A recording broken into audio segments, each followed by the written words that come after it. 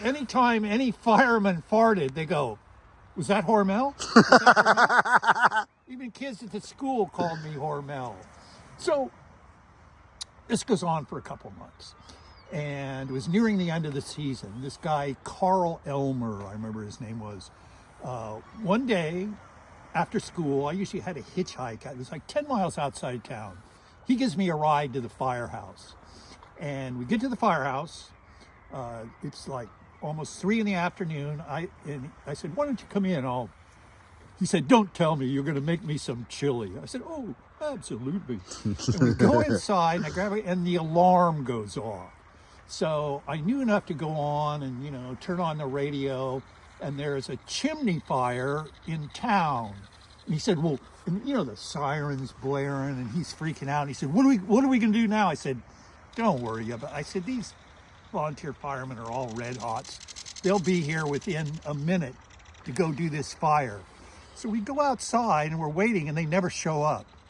And it turns out it was right between shifts at the paper mill.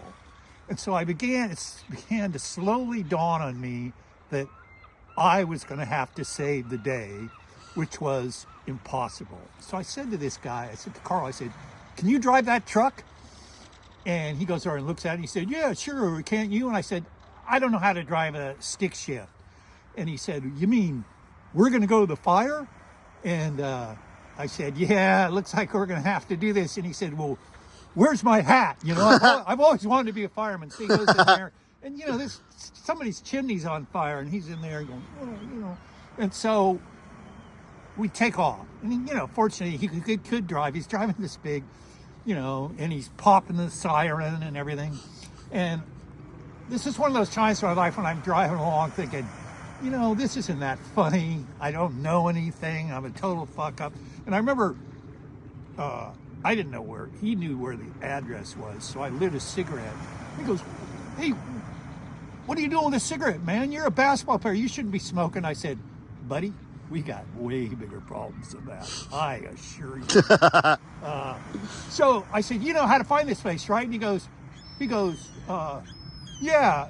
He said, "And you're going to fight the fire, right?" I don't know anything about that. And I said, "Well, yeah, we'll see."